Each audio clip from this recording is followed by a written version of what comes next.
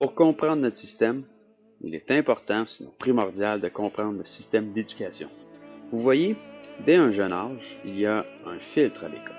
Premièrement, on focus presque exclusivement sur l'hémisphère gauche du cerveau, celui responsable pour la pensée rationnelle et les mathématiques, entre autres. On exclut presque totalement celui de droite, qui lui est responsable pour la créativité, la langue maternelle, les arts. Les cours d'art sont peu favorisés, à être trop sûrs d'eux-mêmes pour se remettre en question. Un genre de confiance aveugle au préétabli.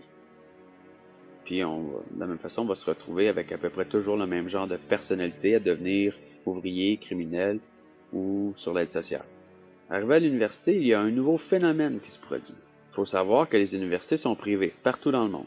Même au Canada, malgré le fait qu'elles jouissent de subventions, elles sont privées. Elles sont des entreprises qui doivent faire des profits. Bienvenue dans le capitalisme. Comme les tarifs sont établis en fonction du rendement de l'établissement, en l'occurrence le taux de placement des étudiants, il est important de placer le plus de diplômés possible sur le marché du travail. Et c'est là que les compagnies privées jouent un rôle crucial. Les grandes entreprises promettent un taux d'embauche X si les étudiants sont formés de manière X. Et c'est comme ça que l'entreprise privée décide de ce qu'on doit apprendre et de ce qu'on doit ignorer. Ainsi, par exemple, les grandes institutions financières du monde décident du programme des cours d'économie et de finance des universités. Les étudiants sont formés pour se trouver un job dans ces institutions.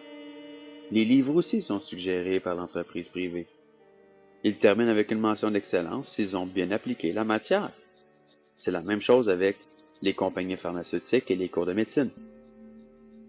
L'université place ainsi ses diplômés avec un haut taux d'embauche, et sa popularité lui permet d'augmenter les tarifs et donc ses profits, comme Harvard aux États-Unis ou McGill au Canada, puis de choisir les meilleurs aussi, et ainsi avoir un meilleur taux de placement et plus de profits. Le jour où un blogueur, qui a lu des livres expliquant le système économique en dehors des paramètres étudiés par les diplômés, le jour où il s'exprime, les experts, entre guillemets, le ridiculisent. Ils sont si sûrs de détenir la vérité. Pensez-y. Tous les experts que leur enseigne le disent. Tous les experts qui sont invités aux nouvelles de 18 heures le disent. Tous les livres universitaires le disent. C'est la vérité. Seulement, les entreprises privées sont des vendeurs de produits ou services. Faites-vous confiance à un vendeur de voitures? Croyez-vous vraiment qu'il vous dira toute la vérité? Pensez-y. Il faut tout remettre en question. Il faut toujours douter. Ah merde, j'ai oublié. Ceux qui doutent ont déjà été filtrés avant l'université. À propos du système financier et monétaire, si tu te fies aux pauvres gens désinformés qui ont suivi des cours d'économie universitaire, donc des cours approuvés par les plus grandes entreprises financières du monde, ils te diront que nous le devons à tout le monde, car tout le monde peut acheter des bons du Canada. Mais tu ne veux pas savoir à qui nous pourrions devoir cet argent, mais à qui nous devons cet argent. Comme ni moi ni toi achète de ces bons, le Canada doit rien à nous, le peuple. Il doit tout son argent aux institutions financières privées du monde. Le cartel de banques étrangères qui nous abuse et dont la tête est la Banque mondiale et le FMI, le Fonds monétaire international. Plusieurs te diront que seulement les pays du tiers-monde doivent de l'argent au FMI. C'est la preuve qu'ils sont bien désinformés, hein? Un superbe livre, facile à comprendre, qui t'explique tout, est le livre « La mondialisation de la pauvreté et le nouvel ordre mondial » de Michel Choslowski, professeur d'économie politique à l'Université d'Ottawa. Quand Lucien Bouchard était premier ministre du Québec, devait, comme tous les autres, aller à New York, rencontrer la mafia de Wall Street pour négocier notre budget. Et comme à chaque fois, nous ne sommes plus capables de rembourser même les intérêts de notre dette, nous devons subir toutes les réformes qu'ils nous imposent. Le problème est qu'ils ne veulent pas nous aider. Ils veulent nous caler dans notre problème pour nous contrôler toujours plus. Alors ils coupent dans les salaires publics. Nos ouvriers perdent du pouvoir d'achat et consomment moins. L'économie en souffre et nous devons, au prochain terme, emprunter encore plus. Si, au contraire, ils augmentaient les salaires, ils donneraient plus de pouvoir d'achat à nos ouvriers, qui qui se mettraient à dépenser plus et relanceraient l'économie. Nous pourrions peut-être rembourser plus que les intérêts au prochain terme. Il y a des gens qui ne peuvent pas croire que le banquier ou la compagnie de carte de crédit voudrait te voir t'endetter au point de ne plus pouvoir payer. Ils sont naïfs, n'est-ce pas? Si tu payes ton compte de crédit à tous les mois dans son entier, ils font pas d'argent avec toi. C'est ça le but ultime d'une compagnie privée. Enregistrer des profits. Les gens croient, sans jamais avoir fait de recherche, que l'argent qu'ils nous prêtent est de l'argent qu'ils ont en stock. Et les gens qui ont cherché à savoir savent très bien que par le système nommé la réserve fractionnaire, le fractional reserve lending en anglais, les banques créent l'argent qu'ils vous prêtent dès que vous signez une promesse de paiement. Et oui, de la toute nouvelle argent créé à partir de rien par un petit tour de passe-passe. Autrefois, il était endossé par de l'or.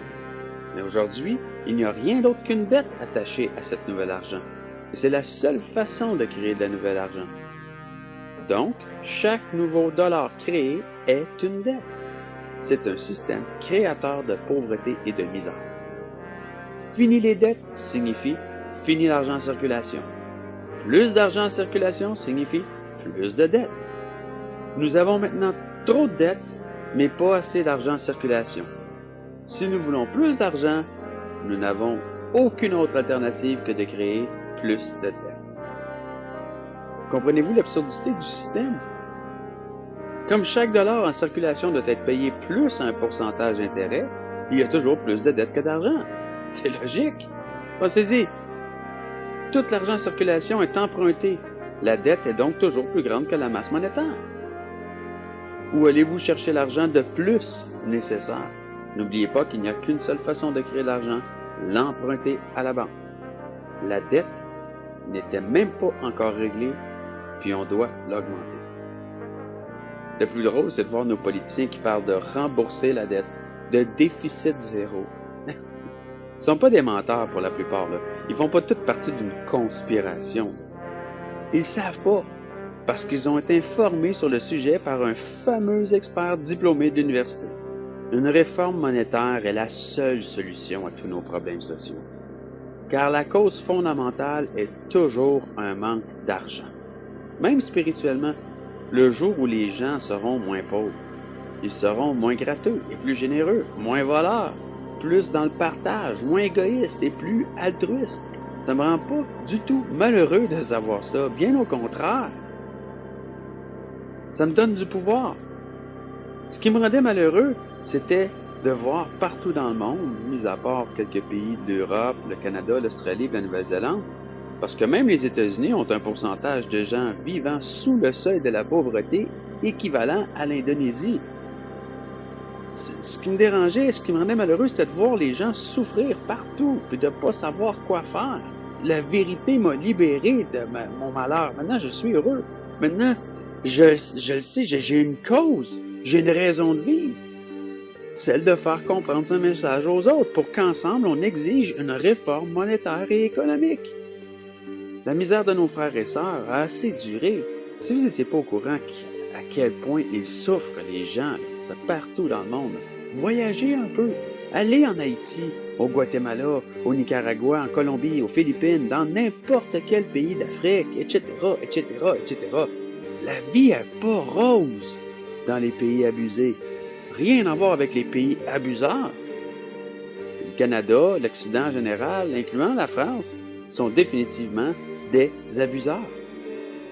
Le manque d'argent cause un manque de bouffe, qui lui cause des guerres. C'est en guerre que les banques peuvent charger les plus hauts taux d'intérêt légaux. Croyez-vous que les banques veulent prévenir la guerre ou la provoquer? Très difficile d'appliquer les beaux messages de partage, de générosité, d'amour et de paix de Jésus, Mohamed, Gandhi ou Bouddha quand les gens luttent pour leur survie, quand il n'y a plus rien à manger.